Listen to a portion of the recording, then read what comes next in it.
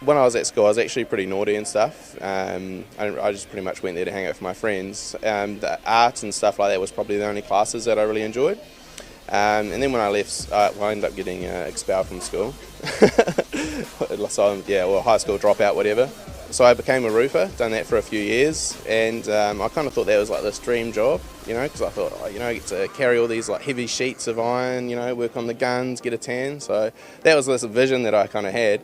But it didn't take too long before I realised that it wasn't all it was cracked up to be. Yeah, I don't know, I just thought, no, that's not the life that I kind of want to live. And with my art, I found that I could actually express myself. I could kind of, whatever was going on with myself, I could actually put that all into the art, and no one could even, would know what it's about, but they could look at it and they could even take something from it. And then I started to get some of my artwork into cafes in Wellington. And then from there, I met a guy who owned a store in Wellington and wanted to purchase some of my artwork and put it onto t-shirts. But then he started to tell me that I wouldn't actually get any recognition for this, so he'd just buy the designs. And then I thought, oh bro, flag that, I could just screen print them myself. So I started to take my designs and get them turned into screen print images, put them onto AS colour t-shirts, and then I managed to get those into a store in Lower Hutt, so around the place where I live. So yeah, I got those t-shirts into a store, and then I thought, man, this is it. I can kind of put this creativity all into an image, and I can put it on a garment, and now it's something that people can wear, and I can kind of make money from it and stuff. So from that point, that's when I decided that I was going to start getting into this fashion industry.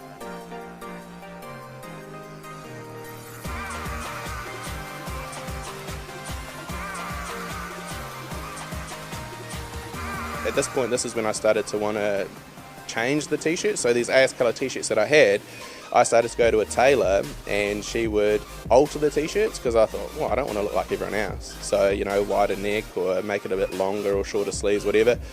And then she just said, that it would be cheaper if she made them from scratch. So I was like, oh, sweet. So I started buying fabric, but I didn't know anything about it. So I was trying to make, these knit t-shirts out of a woven fabric. For people that don't know, it's like making a t-shirt out of a collared shirt. So they just looked ridiculous and they didn't work. And then she just wanted to start teaching me herself. So I used to go there every morning and all my collared shirt and stuff for work. And people just used to think that I worked at the store for this lady when she was just teaching me. But yeah, I went there every morning and she'd just teach me all the different ways to use the machine. And then I thought I knew enough, so I went and brought my own industrial machinery and stopped going to see her. Started trying to make these t-shirts and stuff at home. They all looked like crap, but at the time I thought they were just lit as, they were awesome. And then I finally thought, I better start taking it a bit more serious instead of just having raw hems on everything. To start learning and educating myself a bit more, and to actually make something of it. I studied at New Zealand Fashion Tech. So after my first year at studying there, I quit my job completely and just focused on studying. In my second year of studying, I released my brand, so I had Not For You, and I released the capsule collection. So my first year I became a qualified machinist, second year I became a qualified pattern maker, and in my third year I received a diploma in fashion design and technology. That year I was actually lucky enough to receive a Prime Minister's scholarship to India as well.